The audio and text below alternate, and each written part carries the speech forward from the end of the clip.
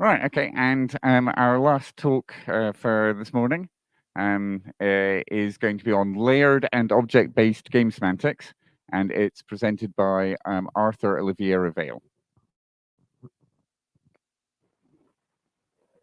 Yeah, hello? Yeah, okay. Yeah, so today we'll be talking about our new work on building models for reasoning about large systems. This is a collaboration between Yale's Flink group and some very nice folk from IRIF. Okay, so building large-scale systems is hard. Because of this, the software engineering community has come up with many different techniques to simplify the architecture of systems. Things like layering and encapsulation. Just two in particular are particularly appropriate for building operating systems such as Linux and Certicos, which is a certified operating system. So to certify Certicos, Yale's Flink group developed a customized verification framework that abstracts away the notion of abstraction layer from the software engineering community. So this is called certified abstraction layers. The unit of verification is a layer composed of an overlay interface, an underlay interface, and an implementation M implementing that overlay using the underlay. There is a layering operation which composes many certified layers into a larger certified system. And being certified is given by some correctness property, usually some kind of refinement. Encapsulation in that context consists of picking some piece of concrete state, like a C data structure, and then encapsulating that as some abstract state, such as a cock type. But so far, no previous certified abstraction layer system is able to hide that abstract state so that the state is just laying around everywhere. Um, so modeling state is a perennial concern in the PL community. The main approach to deal with that is to model, say, as some global state. This can be seen things as the C-memory model, ML reference types, the Haskell state monad, and more recently, algebraic effects. But there is a much less explored route where you encapsulate state as eagerly as possible and model it as local state. This can be seen in some approaches to algebraic effects or in object-based semantics. Which was developed in the 90s by Reddy in order to give the notational semantics to imperative languages. It has as a key feature that under certain conditions, there is no need at all for a global state. So the object of study there is an object which consists of a piece of encapsulated state together with a linear logic type that describes the operations that can be performed on it. So then other objects can interact with this object through that interface. And as it gets interacted with, it maintains its own state by itself. The other thing that object-based semantics studies is object functions, which take an input as input an object and produce an output object by encapsulating that input object as the state of the output object. So we recently found that there is great synergy between certified abstraction layers and object-based semantics. This is realized by an analogy where we see a layer signature as an object type, a layer specification as an object, a layer implementation as these object functions. But then there remains a question of what it means to be certified in that formulation. This is part of a larger effort of building compositional semantic models for verifying large-scale heterogeneous systems. And we believe that this analogy could help towards that direction. So in our paper, we developed new models of certified abstraction layer that features no explicit state, is rooted in linear logic, which helps clarify some aspects of the abstract semantics of certified abstraction layers. And it supports both on a more operational account using game semantics and a corresponding denotational account using coherent spaces. This features a generalization of what a layer interface is that also is amenable to some extensions, such as to handle non-determinism and concurrency. So for the remainder of the talk, I will go through each component of the model, starting from layer signatures, then implementations, which can be completely defined just in terms of these signatures. Then I will add to the signatures, the semantics of those layers, define what it means for implementation to then be certified against these layers, and then discuss those extensions. So a signature consists of a set of operations E together with an assignment to each operation of an array, which just models the outcomes possible for that operation. For instance, for a getter-setter object, which we might call var, you will have a get operation, a set operation, and that actually gets modeled as a set operation for each possible argument to set. And the arrays will just have the corresponding outcomes, which for get is its underlying state, maybe the natural numbers, and for set is unit, which we will often denote by just an OK. So in previous models of certified abstraction layers, you would then give a state-based description of the semantics of this signature. So for instance, you might give a set of states for this variable object, a set of natural numbers, and then have a transition that does not change the state, but returns the current state for get. And for set, you just overwrite with the argument. We can similarly give a semantics to a fetch and increment object, which has a single operation called phi. It has a set of states, whatever value, the natural numbers here, and as initial state 0, and then its only operation both increments the current state and returns the previous state. So for a more practical things we might see in systems, we could have a bounded queue, an enqueue operation, a dequeue operation. You model the set of states as empty sequences, as initial state, the empty queue itself. And then for the semantics of enqueue, you can successfully enqueue as long as you're within the bounds of that queue. And meanwhile, a dequeue just takes the first element of the sequence, and it does so as long as the sequence is non-empty. So typically, we would actually implement that using some lower level structure in the system, such as a ring buffer in this case, and then we would want to show that that's certified. So for instance, the bounded queue can be implemented using a ring buffer. A ring buffer consists of a finite-sized array with set and get methods for each entry, together with two counters, which are modeled by actually just using a fetch and increment operation. But for this particular example, this fetch and increment actually rolls over once it reaches the maximum size of the array, as we will see. So we can model the set of states for the array here as just partial maps from the natural numbers to the domain values for the array. And then the initial state is just the empty partial map. So for its semantics, set simply adds to the partial map, the mapping from that index to the value you are setting. While if you call get to such a value, it returns what is there. But there is no transition if the entry is uninitialized. Now, the fetch and increment works as we saw before by just incrementing the current value and returning that previous value. Meanwhile, in this case, if you reach the bounds, you actually roll over back to 0. So we will see that we need two counters because we want to model the boundary of this queue. So we can implement the bounded queue using the ring buffer through a very simple sequence of operations. For an enqueue, you take the second counter, which essentially creates an empty entry to the queue, and then you just set at allocation to add the element to the queue. Meanwhile, for a dequeue, you take the other counter, which essentially removes that element from the queue, and then you return what was just there. Now, now that we understand how the signatures work, we can move to the implementations, which you only really need the signature to describe these implementations like we saw just now.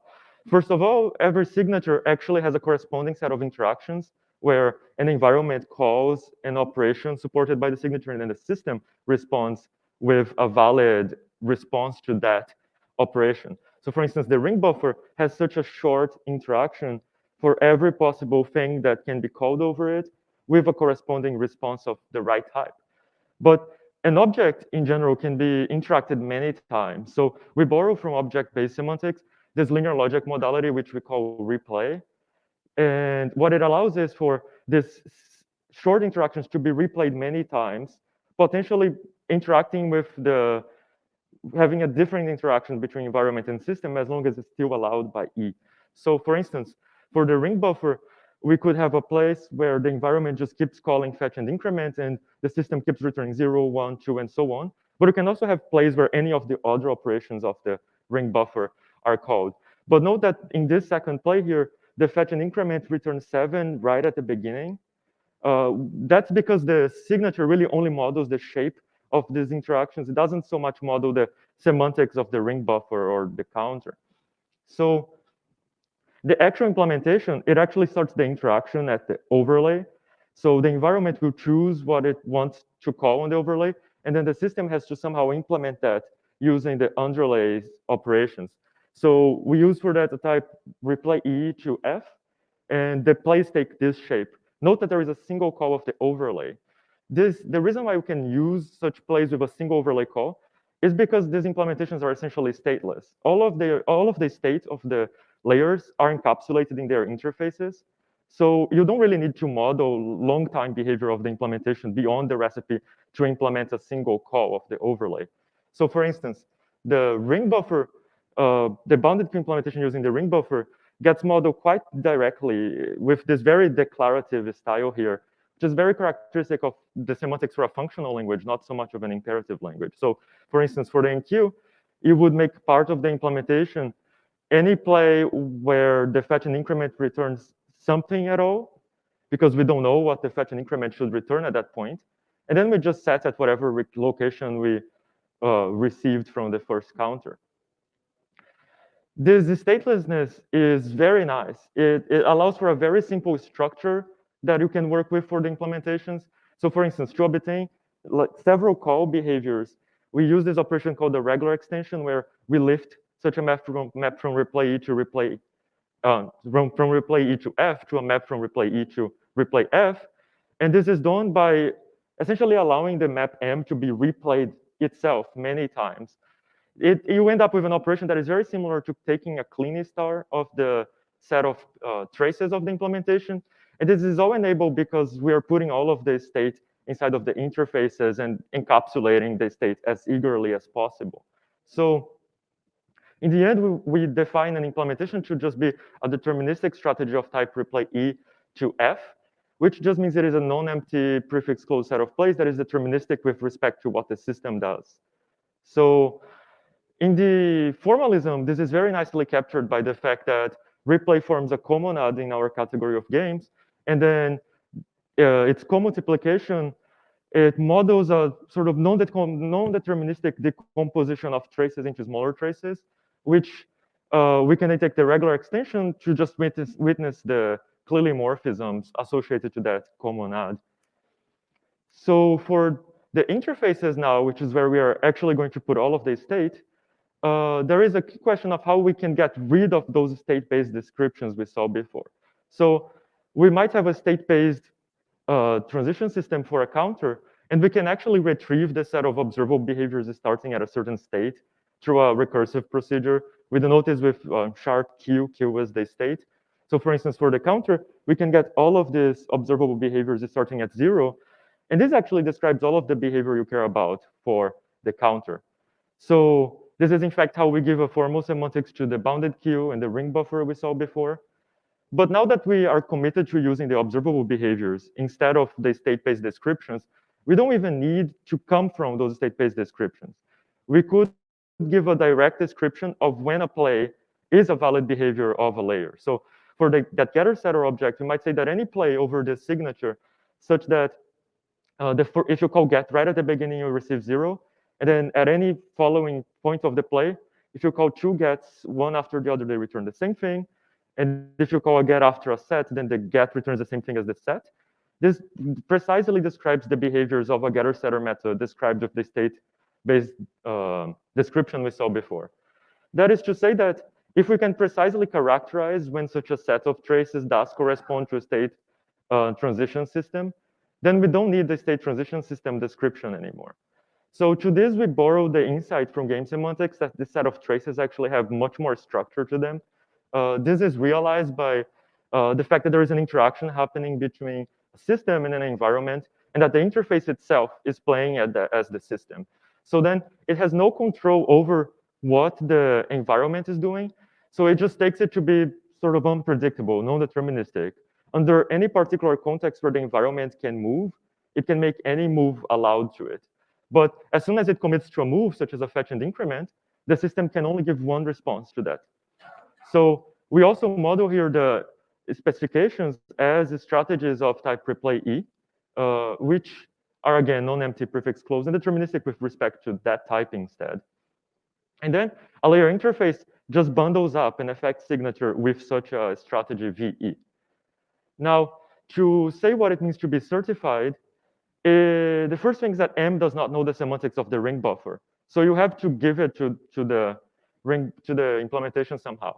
So what we do is that we compose the underlay strategy with the regular extension of the implementation, which, because these regular extensions are so tractable, so nice, you end up with a very simple definition of what it means to belong to that composition.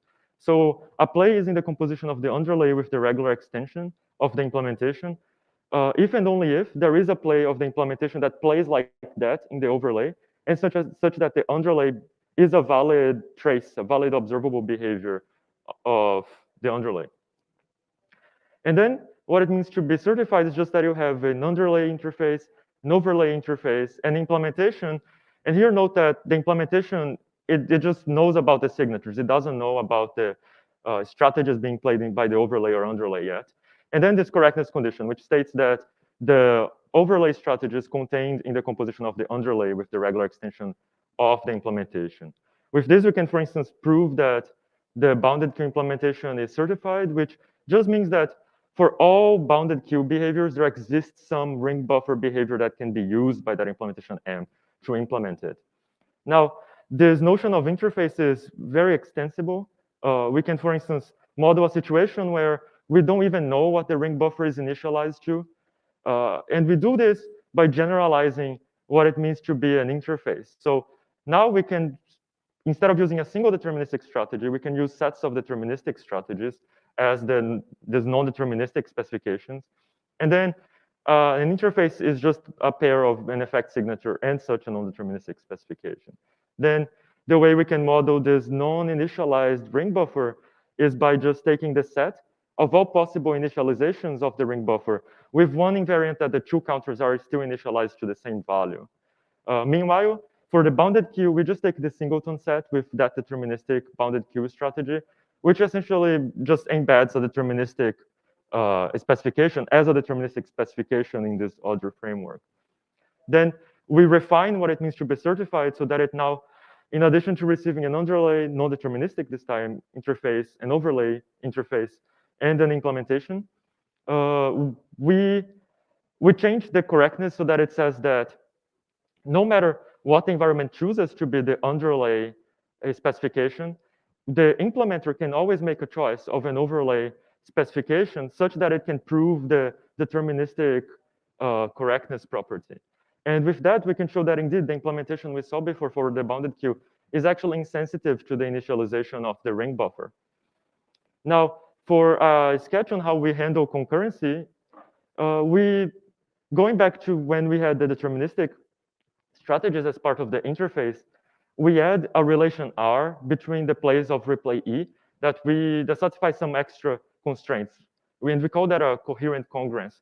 All that this R really entails is a sort of equational theory that is determinism preserving.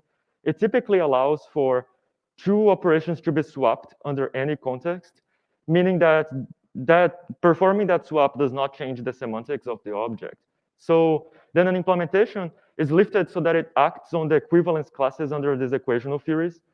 And I would suggest to check the paper for the details. But for a quick gloss over, this gets very nicely modeled by now working with a certain kind of coalgebra of replay, which knows about these equations inside of it, so it can perform the decomposition using the equational theory as well. So with this setup, we can show that we can do this kind of reasoning up to an equational theory, and that we can express the independent product of two layers as long as they don't share any state between them. So this also enables to customize this equational theory so that we can model patterns of state sharing, such as locking around operations, or to express the implementation of synchronization primitives. We have an example with a ticket lock in the paper. So overall, we have this novel model of certified abstraction layers, which has no explicit state, is rooted in linear logic, and we believe to be quite extensible. We think this is a promising direction for semantic models for verification. And this is all enabled, after all, by a chain of technology currently being developed in our group. We have a language called DeepC, which is being revamped to use the semantics we see here. And it compiles down to some C-Lite code by using the CompSert O compiler, which is an extension of CompSert, which features sort of a game semantics for C code. Then DeepC automatically generates a proof of refinement between the semantics here and the C code. And that's what I have for today. Thank you. Thanks.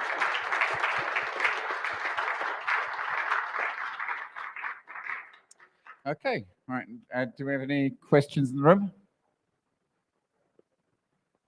All right, so I've got a question, which is that one of the tricky parts about modeling OO systems is modeling callbacks.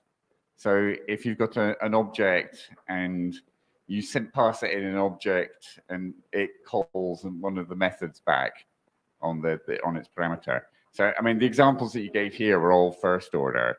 So I was wondering if you can handle higher order cases like that too. So the approach our group takes is that we're not going to use that in our systems. So we don't need to model that. We can use the simplest model possible for the verification task at hand. That's why we focus on these types given by effect signatures, like we saw. Cool. All right, okay. Yes, we have another question. Thanks for the nice talk. So I just wonder how this modality thing work well with the other principles that you guys have been building for years. Right, with the previous models of certified abstraction layers. Yes, so this is all based on that first paper on certified abstraction layers, which has a contextual refinement property between your C code, pretty much. And part of what we are trying to do is to not have to characterize things in that way and have a more abstract model of certified abstraction layers that is not necessarily tied to C, for instance. This always starts with another paper called Refinement-Based Game Semantics, which has an even more general model than this one, and that you can embed this model even in that. So we do take the insight. There is a missing component from that paper, which is the horizontal composition operation, which has a lot to do with state sharing, which we do not even model right now with this model. But yeah. Cool. Okay. I have another question. It might be that you're going to give me the same answer as you did for the first question, which is another nasty feature of object systems is object creation. So modeling object creation and optional destruction, if you believe in that. So again, the examples that you had didn't do that, but I was just wondering. Yeah, so we are not even trying to give a semantics to a particular programming language. It's really the semantics of the system from an upper level view, right? So we don't really need to model the fine-grained semantics of operations in a certain programming language, as long as we can get from a programming language all the way to that model, which has assumptions on what kind of code you can write for the system. Cool. All right. Okay, I think we should thank the speaker.